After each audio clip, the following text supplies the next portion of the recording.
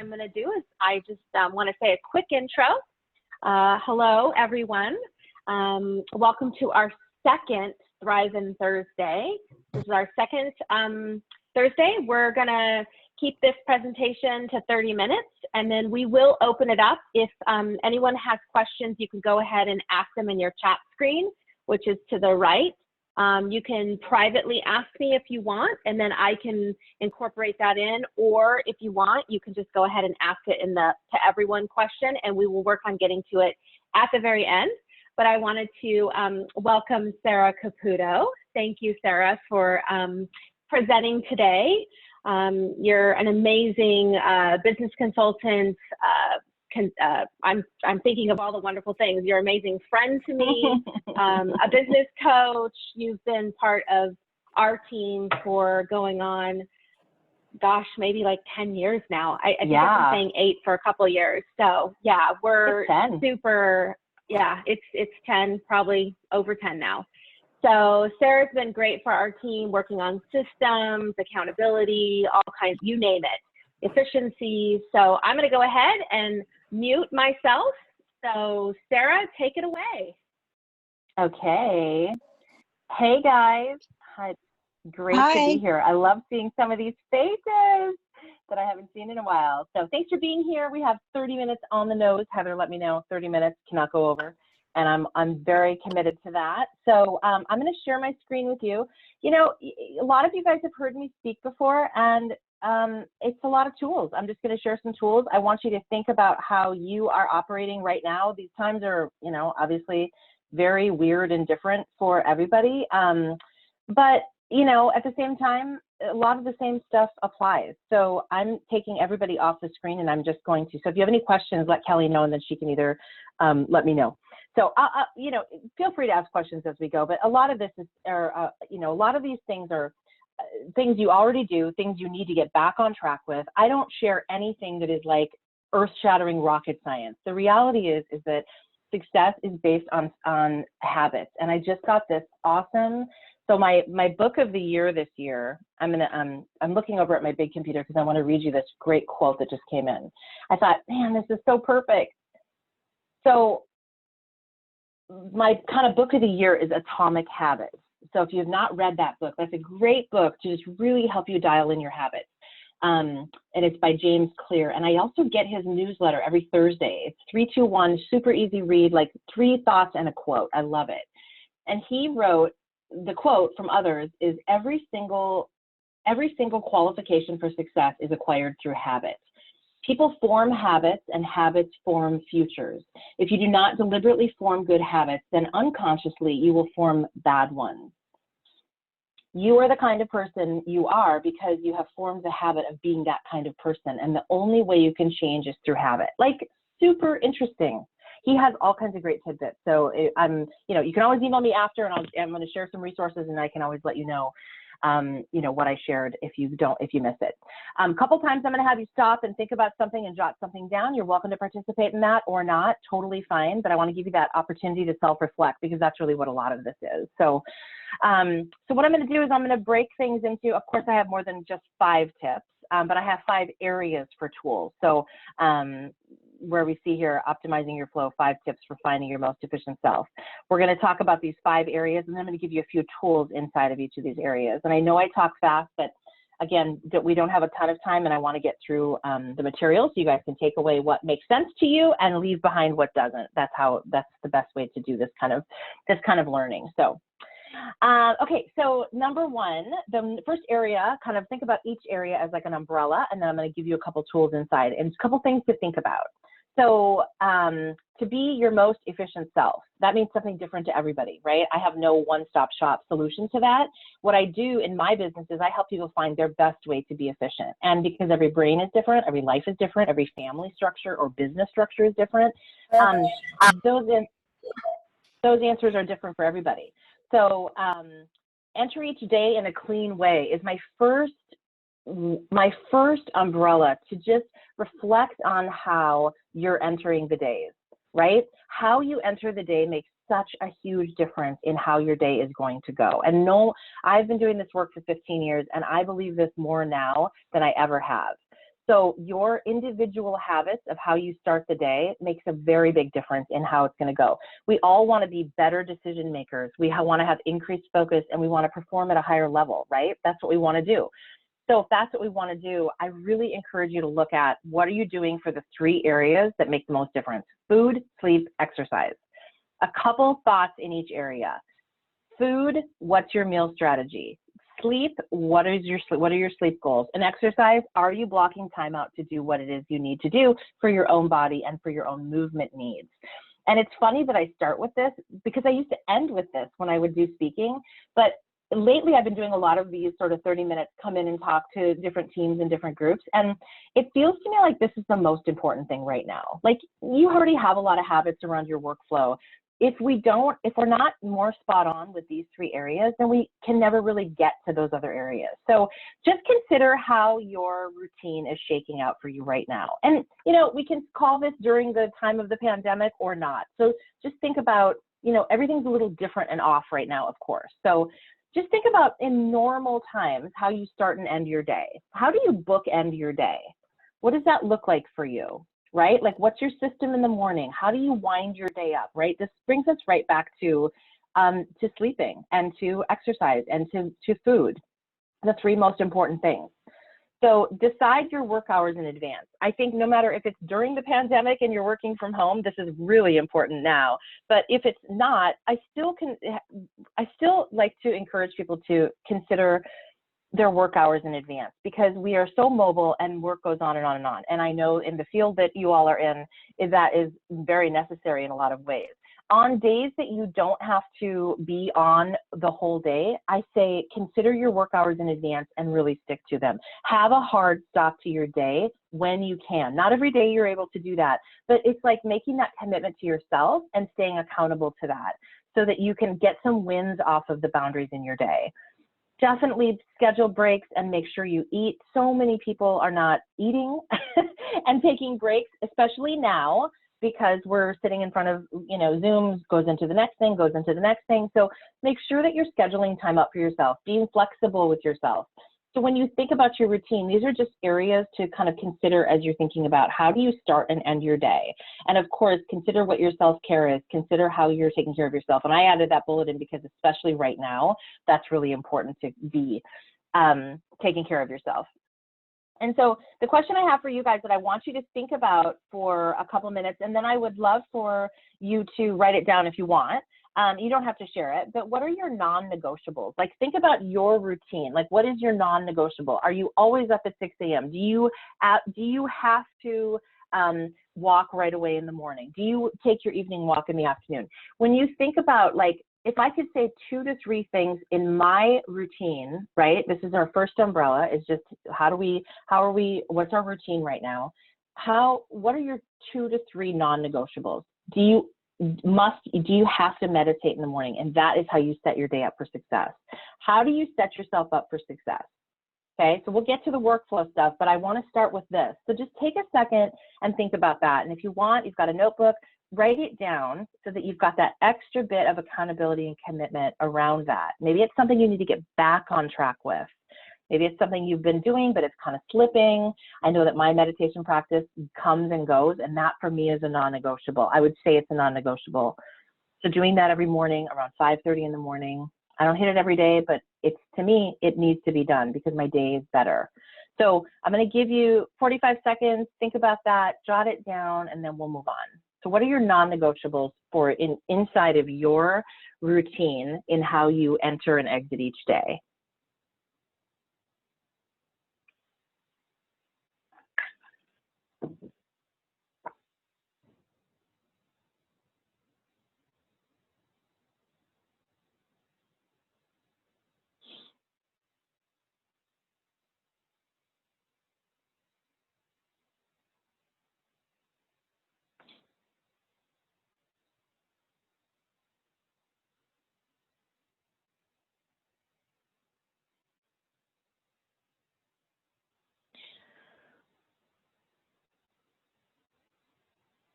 All right, if anybody wants to unmute yourself and share, you can. I'm going to open it up. You do not have to share in any way, but if you have, it's really fun to hear what other people do to sort of in this area. So I know we all do some cool things, and we learn best as adults from each other. So anybody want to unmute and just say, here's one of my non-negotiables that I have to do every day to enter in a clean way?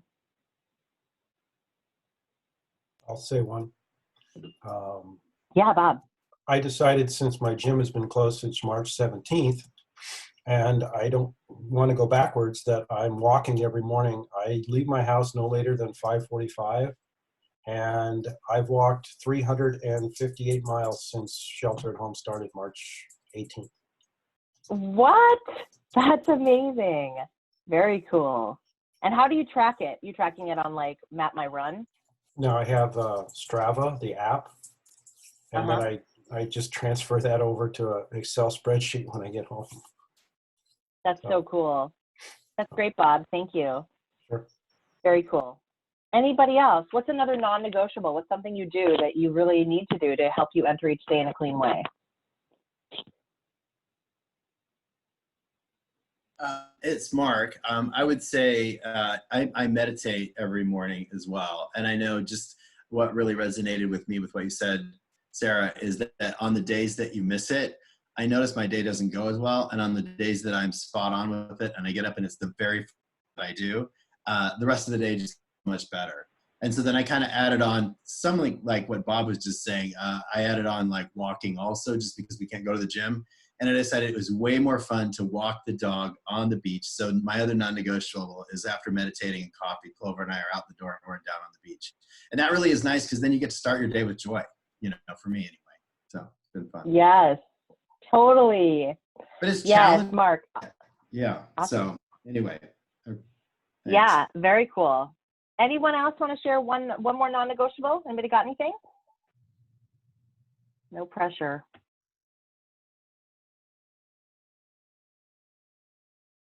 All right. Well, if you think of one and you want to share, oh, go ahead. I was going to say my non-negotiable is for the end of the day because it keeps me focused on getting my reward at the end of the day. So I'm one of those people that like turns into a pumpkin around 8 o'clock.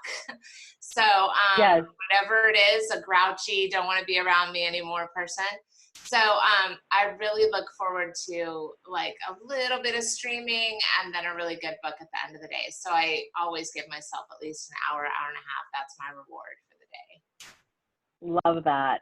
Love that, Cheryl. Thank you so much for sharing. Thanks, you guys. I appreciate that. It's just nice. It's fun to hear from people like what you do. So what I notice about all three of those things is that they have their habits that have been created, right? So how do you set yourself up for those things? Like Mark said, when you do that, your day just goes a little different. And we all have that feeling, like when I meditate, my day is just a little bit different. When I don't get it, it's a little bit off. So think about, in your routine, how are you setting yourself up to make sure that that happens? Okay, so that's just one of the things around this part of my talk in the beginning, which is how do you set your day up? How do you set your routine up? And how do you enter each day in the cleanest way? And how can you make that happen? So, so thanks for sharing, you guys. So second umbrella area that I want to focus in on is just, of course, your environment. So optimizing your environment. Think about your physical space. We've all been working from home already. There's nothing here I'm going to share with you that you need to go and organize your office or do anything like that. But I definitely think that if this is what we're, well, I think this is how a lot of us were in the very beginning, kind of figuring out like, how in the world are we going to make this happen? I absolutely love this image. Because I think it really exemplifies how things have been and how things probably are still for a lot of people. You have to know yourself when it comes to your environment. So second umbrella area for some tools, of course, you want to have your dedicated space to work from, at home, at work, right? Have the right tools to do your job. So if we're talking about optimizing our environment, very often when I come in and work with people in their spaces, I'll notice there's things that are far away that they could be closer. So maybe this is a good time to revamp your workspace, either at home or at the office, as you start potentially going back into the office. Creating a landing pad, what that means is you have everything you need when you come in. Think about when you enter your home. Like I have a little table next to my door and it's got a tray on it, and that tray is where the keys land, they're where my sunglasses land, it's got a little drawer, it's where gum is, it's where extra sunglasses are. So think about a landing pad. If you're going to optimize your environment, you need to have the right tools around you. And that's kind of a fun way to think about when you enter a room, when you enter your office, what do you need and where can you keep it all together? Because one of the areas around getting more organized and optimized is grouping like with like. Keep things that are similar together, whether that's emails, documents, paper files, magazines, right? Think about grouping like with like. That's a simple tool you can take away around organizing your environment. I know a lot of us are organizing closets and garages and a lot of spaces that have been neglected for a long time because we have a little extra time right now, which has been wonderful. I can't tell you how many people have been sending me pictures like, we've been waiting to do this garage for years, look at it now. So if that's you and you're optimizing your space, whether it's your office, your home, your car, whatever, group like with like. I say do a once a week email offload sesh. What that means is once a week, get that inbox cleaned out. We definitely have got different space right now to do various things. So email is one of the biggest complaints people have. It's one of people's biggest challenges. If you need to, if your email box is huge and overloaded, do it once a week, get in there and do a 15-20 minute, just offload emails, get them into folders, delete them, and get them cleaned up. So if we're going to optimize our environment, we got to get rid of those things that we no longer need, and so that we can focus on the things that we do need. Do a clean sweep to hit the reset button. So that means like if you have a lot of stuff that you just don't know really what to do with, you haven't looked at it in a long time, I say clean it all off, put it in a closet, see if you need any of it, right? So a lot of times if people have just piles of stuff that they haven't looked at, or they've got, you know, again, email, digital documents, consider what your clean sweep would look like, but do a clean sweep to hit the reset button of a space that you need to get more optimized. And then start and end your days and weeks as organized as possible. What do I mean by that? Here's 2 tools you can take away. If you've ever heard me talk, you've heard me drill these down because I think these are 2 of the best maintenance tools that anybody, if you can get, when you get in the habit of doing these, they create a lot of momentum and they help you as you look ahead on the horizon for the next day and the next week. So ending your day with order. So plan your work and work your plan. Look at the end of the day. If you end your day and you have a hard deadline at 5 o'clock, I highly encourage you to end your day actually working at 4:40, 4:45. Put it on your calendar, have it blocked out, and end your day with order, meaning whatever that looks like for you. It's going to look different for different people. If you're very paper oriented, maybe you're going to do a quick clean sweep of your desk. If you're very, you know, if you've got some emails left in your inbox, you're going to do that. This is a great time to get your list made for the next day. So get your to-do list kind of pulled together for the next day and look ahead on the horizon, kind of come out from underneath everything and look ahead. End your day with order. It's a great maintenance tool and it's a great habit to get into. And then the Friday 45, the Friday 45 is similar to EWO, but you're going to spend a little bit more time on a Friday looking ahead at the next week. That could be a Sunday. It doesn't have to be Friday. Everybody's weekends are a little wonky, and you know, if you've got, you know, showings on the weekends and you've got, you know, work all weekend, pick a time when you're going to do a little bit more than your EWO time, and you're going to do some planning. So every minute you spend planning saves you 10 in execution. This is a great maintenance tool where if a Friday, which is a natural break in the week, but not for everybody. So maybe this is a Sunday, the Sunday 45. I've had people do it in all kinds of different days and time frames. What you're doing is you're just marking, this is my planning time for the next week. And not having that backs us into a corner around all the different things we have coming up. This is a different part of our brain. We operate and work in one part and we plan and strategize in another. And it's hard to vacillate back and forth throughout the day when we have a lot coming at us.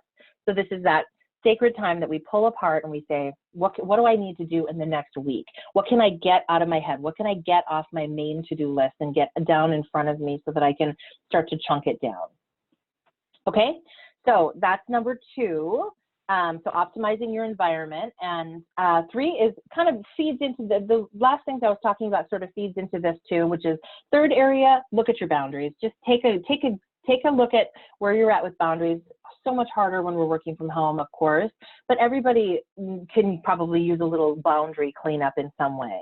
So set strong and clean boundaries. You're able to say no, understand that we teach people how to treat us. And I think this is the biggest learning about this piece is you're always teaching someone how to treat you by what you're allowing, what you're stopping, and what you're reinforcing. And that's in personal, that's in relationships, that's in business, that's in colleague relationships.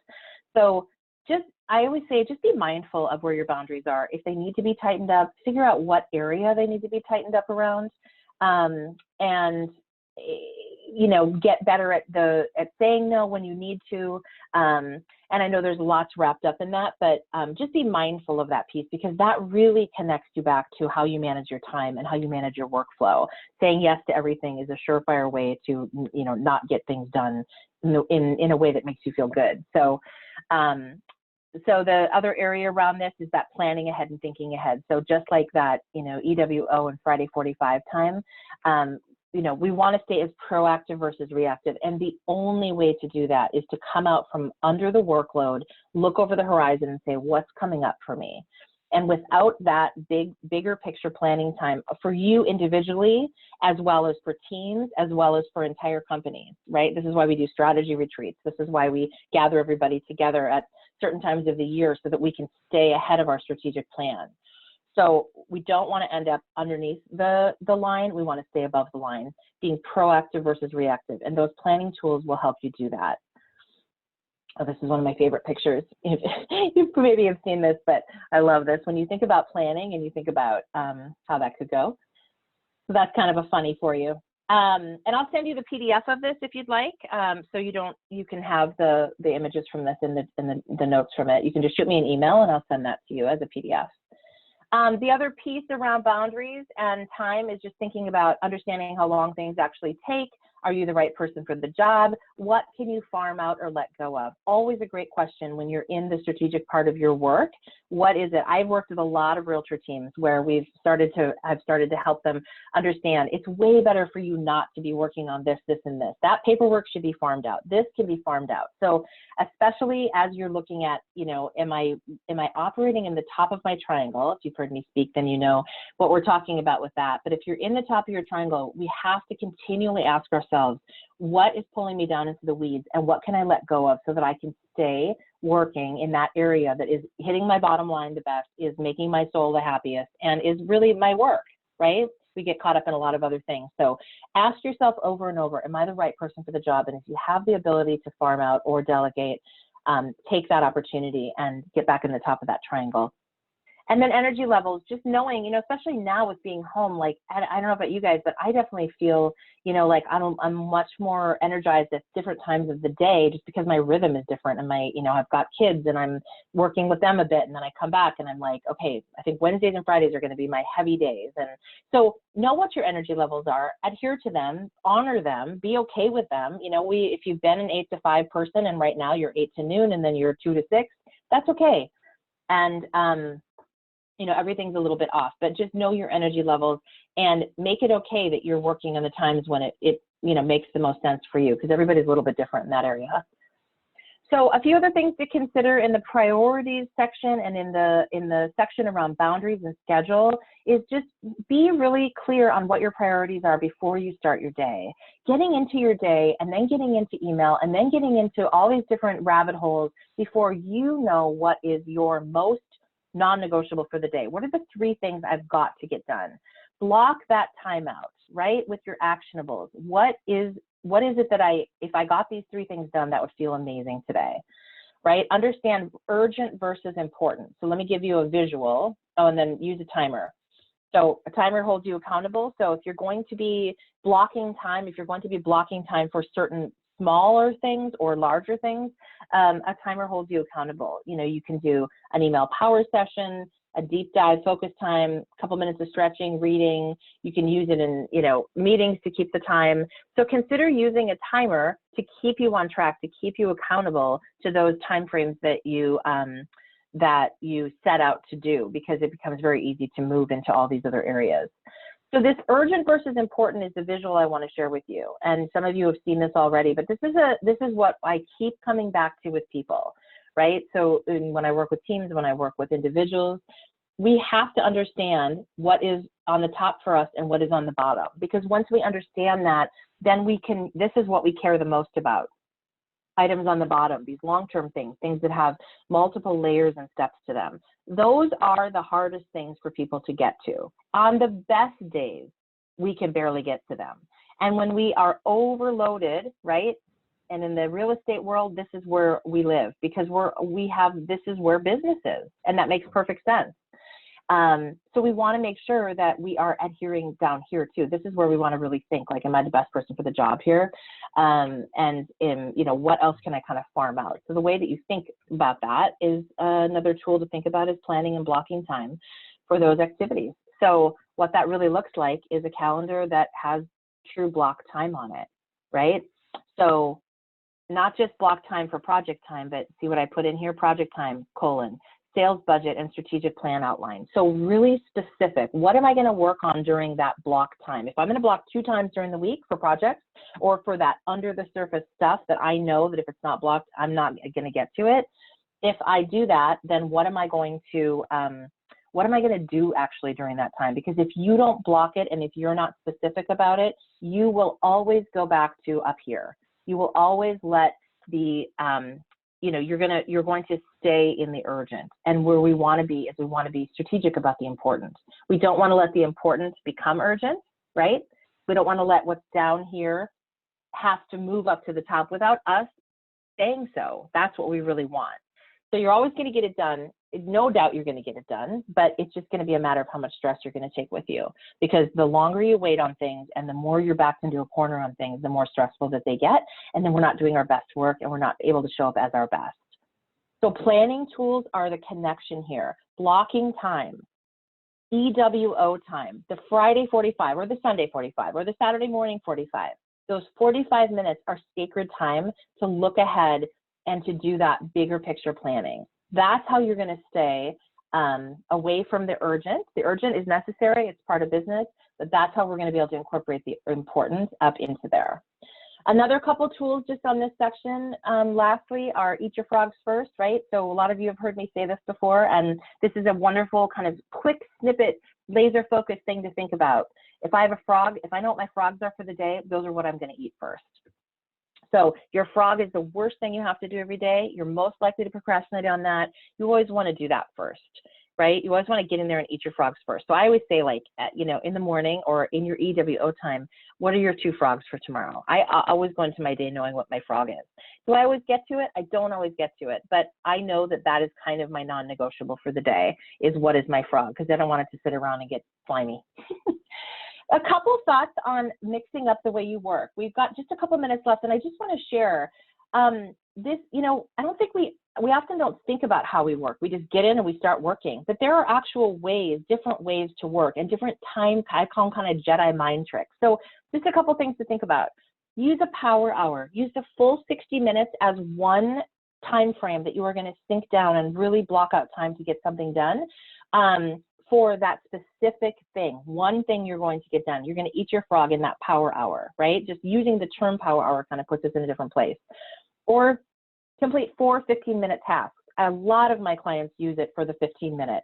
You set a timer for 15 minutes, get that first thing done, then a timer for another 15. So before you know it, you've gotten either started or completed or gone or worked through further on 4 different things during that time. 2 could be personal, 2 could be work. Right? Utilize this time that we're at home. Time blocking, we already talked about that. So time blocking for that deep dive time. Emails off, internet's off. This is a hyper-focused time to move something forward. The Pomodoro effect is 25 minutes of working, 5 minutes of resting. There is an actual tomato timer. There's a person that created this, and a lot of people use the Pomodoro effect. There's a whole online world around this. And then time wrapping. A lot of my clients have really taken to this. Think about this in segments of 3. 45 minutes of heavy work, then you break for 15 minutes. We often work better with a little bit of a deadline. We often work better under a little bit of pressure. So we can put that own pressure on ourselves when we think about optimizing our own workflow. So a lot of people work for 45 minutes, they set a timer, they're not on email, then they get up, use the restroom, get a coffee, check their email, then they do that again. Do it 3 times, in a row. And think about, you can usually get more done in those 45 minutes because you're very focused in that time frame. And I can talk more about that with you if you want on how to implement that. So those are just 4 ways to think about working a little bit differently if you're sort of like needing to, you know, mix it up a little bit, and 4 ways that I think can work really well for people. You always want to break your stuff down, right? If we're talking about having those big pictures, we want to make sure that we are not looking at an elephant every day on our list. If you're looking at an elephant every day, then you're then you're not going to get that thing done, right? You want to break your stuff down. So you want to start with a master. It doesn't have to go to monthly. It could go to weekly. It could just go from master to daily. But in this robust of a career that you're in, having one flat to-do list, sometimes on an Excel spreadsheet, sometimes in a notebook, that doesn't have any strategy around it is not, doesn't usually work very well for people. So this is probably the #1 thing I do coaching around, aside from communication and aside from team stuff and individuals, is how to really get their to-do list dialed in for how they think and how they operate. So if this is you, this is a great waterfall effect, we call it. And think about how you can just really get stuff broken down. This is one of those models where you've got master, you've got monthly and daily, and you've got to think about how the big things while you move the small things forward.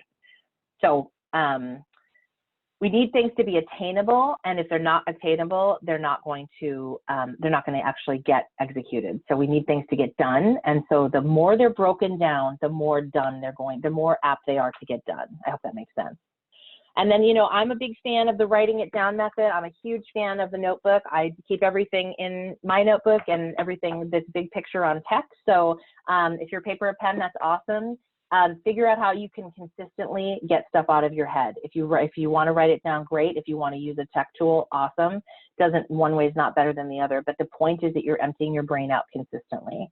And then my last tool around this is think about how you organize your to-dos, right? Think about when you put down the word, you might want to add the verb.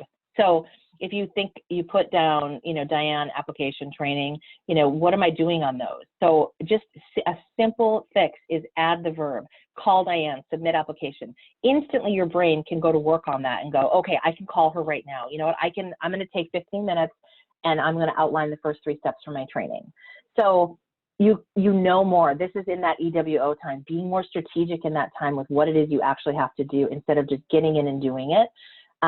Because your mind is for solving, right? Not storing. So we want to use it for what it's worth and use an external tool like a notebook, like Evernote, like Trello. There's lots of different ways to get stuff out of your head and do it consistently. So my last area, and I know we're right at time, we're a little bit over, is just to consider your communication. Communication is absolutely a productivity tool. This is the #1 area that I do coaching around. And I did not set out to be a communication coach, and I would never say I'm a communication coach, but it is amazing to me how often this quote is captured or is not captured. Good communication is the bridge between confusion and clarity. That is 1000% true. So I just encourage you to think about your communication. If you have a team, get back to those one-on-ones if you're not doing them. One-on-ones are the oil in the machine on a team, and Kelly is the master of one-on-ones. She has an agenda for every team member. I have worked with her for a lot of years, and this is one area she really excels in, and I believe it's an area that, you know, makes her team operate so well, is because there's no room for confusion. So make time for consistent one-on-ones and team communications every single week. And I say even at home, because even if you're, you know, even while you're at home, you can still be doing the one-on-ones. You just are doing them now over Zoom. Don't let those go. That is extremely important. This is what the point of one-on-ones are: coach, connect, recognize, and communicate. And I have a great sheet on one-on-ones if you want. I'm happy to send that to you on questions to ask and how to structure them. Also, communication and accountability, thinking about you cannot hold accountability without communicating to people. So these two absolutely go hand in hand. You want to think about your one-on-ones, you want to think about your team meetings, your morning huddles, and then of course your strategy retreats that you do every quarter so you can stay on top of your strategic plan. Okay, so I'm not going to go through this slide because this is a great informative slide, but it's not, it's meant for you to read through. So if you want the PDF, then you can read through it. It just gives you a few more things around communication that I think are really helpful. So we're a little bit over in time. So if there's any questions, I'm happy to take them. I'm not offended at all if you need to jump off. And if you want me to go back through anything, I can, and I'm happy to send you the PDF. I want to make sure that we honor this, and also make sure that you think about something you want to take out of here. Like, what are 2 things that you can take away and you can implement right away? Maybe it's that EWO time. Maybe it's thinking about, you know, how can you get back on track with one-on-ones once a week? So think through those things, and how can I support you? Let me know. Reach out and shoot me an email, and I'm going to put up my, I don't have my info. Kelly has my info. Is my info slide not on there? That's weird. So go ahead and unmute yourself if you have any questions, or if anybody wants to share anything that they're doing that's working well. And thank you so much for coming. Yeah, really fast, Sara, can you put, I'm going to put your email in the chat. It's Sara at Caputo Consulting. So I'll go ahead and I'll put your email, Sara at, and then. Oh, I have it. It stopped sharing. You know what? Let me, can I go back to share this really quick, Kel? Yeah. I just want to really quick before people jump off. Next week, we have the first start of a 2-part series with Dave Mokel. It is regarding, I had written it down and I made so many notes on Sara's presentation. Dave Mokel is going to speak on staying grounded in the midst of uncertainty. So it's a 2-part series. Next week, 30 minutes. And then he'll do another 30 minutes the following Thursday. So, and I want to plug Dave. Dave's a colleague and a friend of mine, and Dave is awesome. Very well worth tuning in. I will be here next week and the week after. So there. So there's Sara's information. We had lots of thanks. Is there any other questions?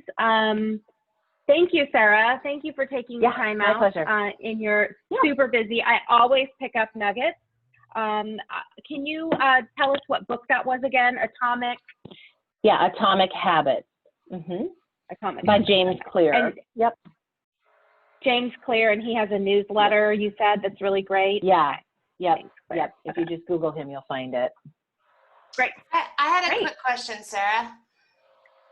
Thank you so much. So what do you have any advice about when you're kind of stuck with something? Like, I know I'm looking at my desk and I don't like to work this way, but I've obviously become accustomed to it. Like, is there any little nugget that can push us out of like a complacent attitude about something?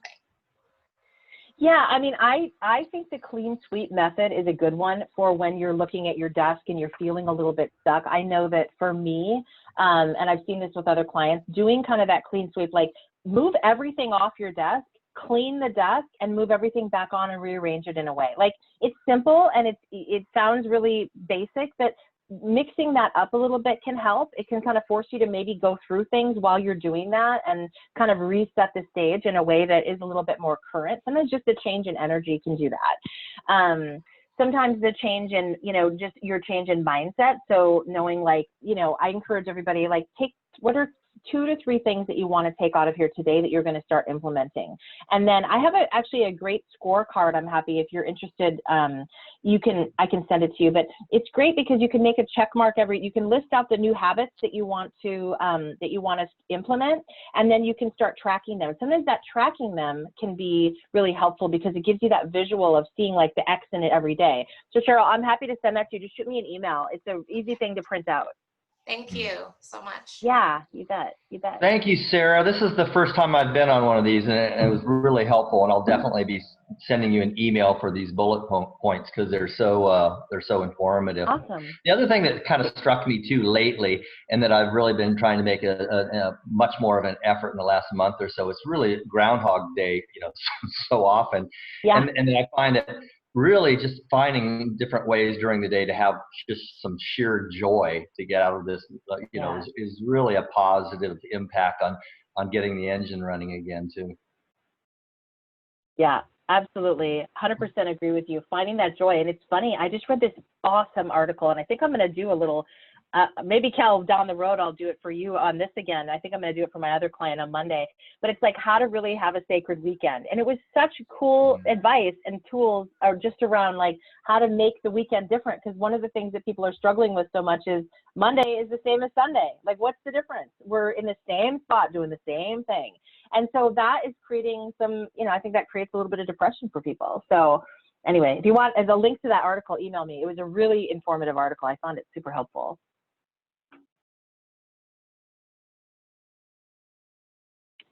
Awesome. Anybody else have anything they want to chat about?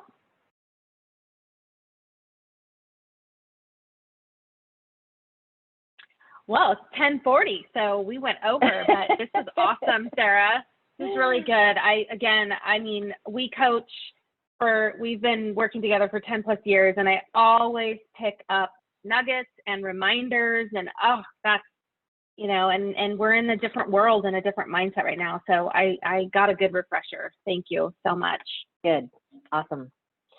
Thanks for having me, you guys. Yeah. Reach out if I can support you in any way. If you want any of the resources I shared, I'm happy to pop you over my PDF of my PowerPoint so you can have it and take a look at it on your own time. And hang in there. Yeah, we did get a quick question about rates. So mortgage rates, they're doing really great right now. So it's still an amazing time. You know, we've seen interest rates actually just improve a tiny bit. That's kind of hitting again these record lows. So it's still an amazing time.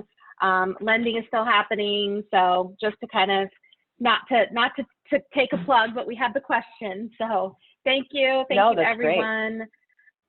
Really look forward to seeing you all next week for Dave Mokel Part 1. Bye everyone. Thank you, Sara. Awesome. Thanks you guys. Have a great day. Hang in there.